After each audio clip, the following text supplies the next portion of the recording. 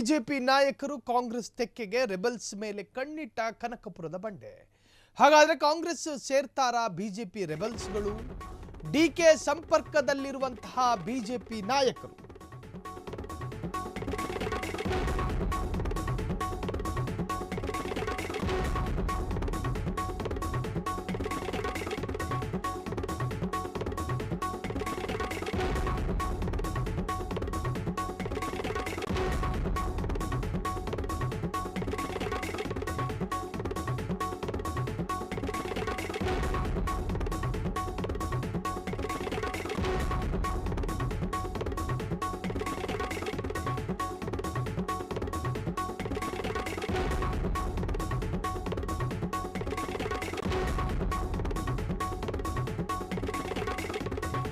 ಶಾಸಕರಾದ ಮಾತ್ರಕ್ಕೆ ತೃಪ್ತಿ ಕೆಲವರಿಗಿರಲ್ಲ. ಸಚಿವರಾದ್ರೂ ಅಂದ ಮಾತ್ರಕ್ಕೆ ತೃಪ್ತಿ ಅಂತಲ್ಲ. ರಾಜ್ಯದಲ್ಲಿ ಅಧಿಕಾರದಲ್ಲಿರಬೇಕು. ಅಧಿಕಾರದ ಪಕ್ಷದ ಶಾಸಕರು ಮತ್ತು ಸಚಿವರಿಗೆ ಇರುವ ತೃಪ್ತಿ ಅಧಿಕಾರದಲ್ಲಿಲ್ಲದೇ ಇರತಕ್ಕಂತಹ ಪಕ್ಷದ ಶಾಸಕ ಮತ್ತು ಸಚಿವರಿಗಿರಲ್ಲ. ಒಂದೊಂದು ರೀತಿಯ ಅತೃಪ್ತತೆ, ಒಂದೊಂದು ರೀತಿಯ ಅಸಮಾಧಾನತೆ, ಒಂದೊಂದು ರೀತಿಯ ಬಂಡಾಯ, ಒಂದೊಂದು ರೀತಿಯ ಬೇಡಿಕೆ. ಎಸ್.ಟಿ. ಸೋಮಶೇಖರ್ದು ವಿಚಿತ್ರ ಬೇಡಿಕೆಯಾದರೆ ಡಾಕ್ಟರ್ ಕೆ ಸುಧಾಕರ್ ಅವರದು ಇನ್ನೊಂದು ರೀತಿಯ ಸಂಕಟ. ಬಸನಗೌಡ ಪಾಟೀಲ್ ಯತ್ನಾಳ್ ಅವರದು ಮುಗಿಯದ ಸಂಕಟ ಮತ್ತು ಮುಗಿಯದ ಸಂಕಷ್ಟ.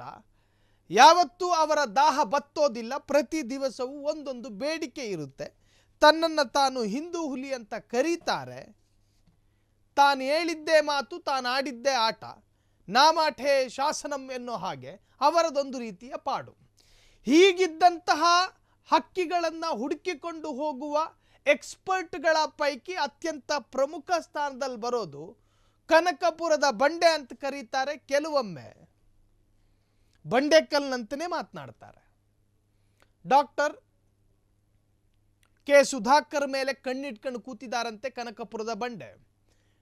ಡಿ.ಕೆ. ಶಿವಕುಮಾರ್ ಮತ್ತು ಡಿ.ಕೆ. ಶಿವಕುಮಾರ್ ಸಹೋದರ, ಆಪರೇಷನ್ ಎಕ್ಸ್ಪರ್ಟ್ಗಳು.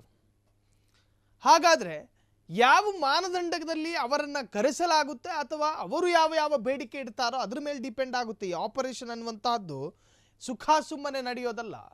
ಆಪರೇಷನ್ನ ಒಳಗೆ ಒಂದಷ್ಟು ಬೇಡಿಕೆಗಳಿರ್ತವೆ. ಆ ಬೇಡಿಕೆ ಈಡೇರಿಸುವಂತಹ ಶಕ್ತಿ ಮತ್ತು ಸಾಮರ್ಥ್ಯ ಮತ್ತು ಎಲ್ಲ ತರಹದ ಸಿದ್ಧತೆ ಕಾಂಗ್ರೆಸ್ನಲ್ಲಿರಬೇಕು. ಸರಿ, ಉದಾಹರಣೆ ಡಾಕ್ಟರ್ ಕೆ ಸುಧಾಕರ್ ಅವರ ಪಾಡೇನು? ಕಾಂಗ್ರೆಸ್ನ ಪಕ್ಷಿ ಅವರು. ಅದಾದ ಮೇಲೆ ಪಕ್ಷಾಂತರಗೊಂಡು ಹಾರಾಡ್ಕೊಂಡು ಹೋದರು. ಆರಂಭದಿಂದಲೇ ಅವರನ್ನು ರಾಜಕೀಯವಾಗಿ ಮೂಲೆಗುಂಪು ಮಾಡಲಾಯಿತು. ಒಂದು ಬಾರಿ ಸಚಿವ ಸ್ಥಾನವನ್ನು ಕೊಡಲಾಗಿತ್ತು ಅವರಿಗೆ. ಆರೋಗ್ಯ ಸಚಿವನು ಯಾವುದೋ ಒಂದು ಖಾತೆಯನ್ನು ಕೊಡಲಾಗಿತ್ತು. ಬಿಜೆಪಿಯ ಬೊಮ್ಮಾಯಿ ಸಂಪುಟದಲ್ಲಿ, ಯಡಿಯೂರಪ್ಪರ ಸಚಿವ ಸಂಪುಟದಲ್ಲೂ ಕೂಡ ಅವರಿಗೆ ಖಾತೆ ಇತ್ತು. ಅದೇನೇ ಇರಲಿ. ಆದರೆ ಈಗ ಅವರಲ್ಲೊಂದು ಅಸಮಾಧಾನ. ಅದೇನು ಅಂದರೆ, ನಾನೊಬ್ಬ ಸಂಸದ, ನನ್ನನ್ನು ದೂರ ಅಟ್ಟಲಾಗಿದೆ, ನನ್ನ ಬಳಿ ಯಾವುದೇ ರಾಜಕೀಯ ವಿಚಾರಗಳನ್ನು ಚರ್ಚೆ ಮಾಡೋದಿಲ್ಲ, ನಾನೊಂದು ರೀತಿಯ ರಬ್ಬರ್ ಸ್ಟಾಂಪ್ನ ಹಾಗೆ ಇದ್ದೀನಿ. ಹಾಗಾಗಿ ಅಸಮಾಧಾನಿತ ಡಾಕ್ಟರ್ ಕೆ ಸುಧಾಕರ್ ಅವರನ್ನು ಮತ್ತೆ ಕರೆಸಿಕೊಳ್ಳೋದಕ್ಕೆ ಸಾಧ್ಯನಾ? ಅದು ಕೂಡ ಯೋಚನೆ ಮಾಡ್ತಾರೆ. ಕಾರಣ ಒಬ್ಬ ಬಿಜೆಪಿ ಸಂಸದ, ಆ ಸಂಸದ ಸ್ಥಾನವನ್ನು ಬಿಟ್ಟು ಆತ ಕಾಂಗ್ರೆಸ್ಸಿಗೆ ಬರಬಹುದಾ? ಈ ಎಲ್ಲ ರಾಜಕೀಯ ಲೆಕ್ಕಾಚಾರಗಳು ಕೂಡ ನಡೆಯುತ್ತೆ. ಹಾಗಾದ್ರೆ ರಾಜ್ಯ ಬಿಜೆಪಿಯಲ್ಲಿ ನಿಲ್ಲದ ಬಣಬಡಿದಾಟ, ಒಳ ಜಗಳ. ಬಣಬಡಿದಾಟಕ್ಕೆ ಬೇಸತ್ತ ಕೆಲ ಬಿಜೆಪಿ ನಾಯಕರು ದಿನಕ್ಕೊಬ್ಬ ಬಂಡಾಯ ಎದ್ದೇಳುತ್ತಿದ್ದಾರೆ. ಇನ್ನು ಕೆಲ ನಾಯಕರು ಡೆಲ್ಲಿ ಪರೇಡ್ನಲ್ಲಿದ್ದಾರೆ. ರಾಮುಲುವಿಂದ ಹಿಡಿದು ಬಿಜೆಪಿಯಲ್ಲಿ ನಿಲ್ಲದ ದೆಹಲಿ ದಂಡಯಾತ್ರೆ. ಬಿಜೆಪಿ ನಾಯಕರ ಮೇಲೆ ಕನಕಪುರ ಬಂಡೆಯ ಕಣ್ಣು. ಬಿಜೆಪಿಯ ಹಾಲಿ ಶಾಸಕರು ಡಿಕೆ ಸಂಪರ್ಕದಲ್ಲಿದ್ದಾರೆ. ಯಾವ ಸಂಪರ್ಕದಲ್ಲಿದ್ರೇನು ಹೇಳಿ? ಈಗ ರಾಮುಲು ಯಾಕೆ ಬೇಸರ ಮಾಡ್ಕೊಂಡ್ರು? ಕೋರ್ ಕಮಿಟಿ ಸಭೆಯಲ್ಲಿ ಸಂಡೂರು ಎಲೆಕ್ಷನ್ ಬಗ್ಗೆ ಮಾತನಾಡಿದ್ದು ಮತ್ತು ರಾಮುಲುರವರನ್ನು ತರಾಟೆಗೆ ತೆಗೆದುಕೊಂಡಿದ್ದು ಮತ್ತು ಅವರನ್ನು ರಾಜಕೀಯವಾಗಿ ಅವಮಾನ ಮಾಡಿದ್ದು, ಇವೆಲ್ಲ ಪ್ರಹಸನದ ನಡುವೆ ರಾಮುಲು ಪರ ಬಿ.ವೈ. ವಿಜಯೇಂದ್ರ ನಿಂತುಕೊಳ್ಳಿಲ್ಲ ಎನ್ನುವಂಥ ಒಂದು ಬೇಸರ. ಅದು ಬಿಟ್ಟರೆ ಉಳಿದ ಹಾಗೆ ಬೇಸರ ಏನು? ಇನ್ನು ಜನಾರ್ದನ ರೆಡ್ಡಿ ಜೊತೆಗಿನ ಸಮರ, ಇವೆಲ್ಲವೂ ಒಂದು ಎವರೇಜ್ ಆಗಿ ಇವೆಲ್ಲವೂ ಒಟ್ಟು ಸೇರಿದಾಗ ಅಲ್ಲಿ ರಾಮುಲು ಡಿಪ್ರೆಷನ್ಗೆ ಹೋದರು, ಖಿನ್ನತೆಗೆ ಒಳಗಾದರು. ಹಾಗಾಗಿ ರಾಮುಲು ಕೂಡ ಒಂದರ್ಥದಲ್ಲಿ ಈಗ ಸೈಡ್ ಲೈನ್ ಆಗಿದ್ದಾರೆ ಬಿಜೆಪಿಯಿಂದ.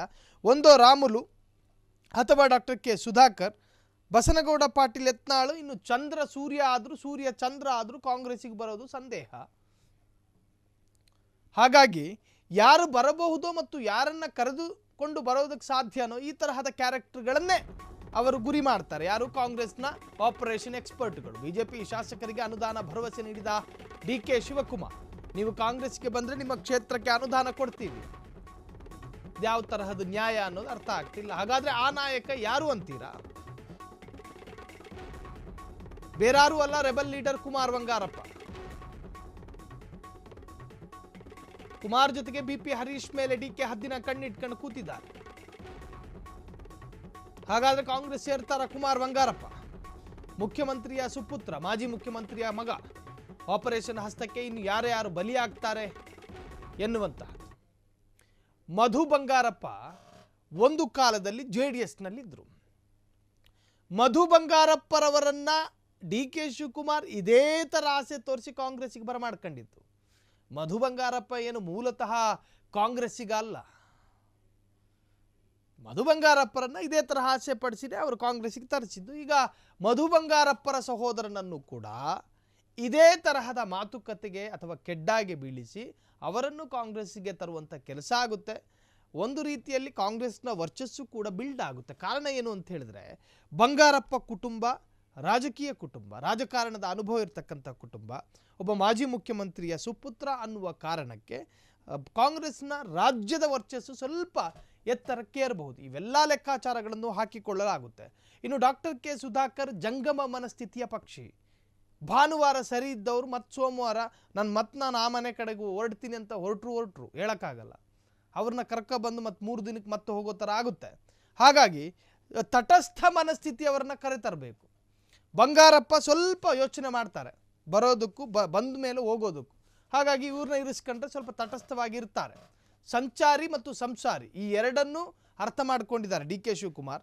ಹಾಗಾಗಿ ಯಾರು ಸಂಚಾರಿ ಯಾರು ಸಂಸಾರಿ ಅನ್ನೋದು ಡಿ.ಕೆ. ಶಿವಕುಮಾರ್ ಅವರಿಗೆ ಗೊತ್ತು. ಹಾಗಾಗಿ ಈಗ ಗಾಳ ಹಾಕೊಂಡು ಕೂತಿದಾರಂತೆ. ಈ ಗಾಳದ ಕಥೆ ಮುಂದೇನಾಗುತ್ತೆ ಅನ್ನೋದು ರಾಜಕೀಯವಾಗಿ ಕಾದು ನೋಡಬೇಕು ಅಷ್ಟೇ.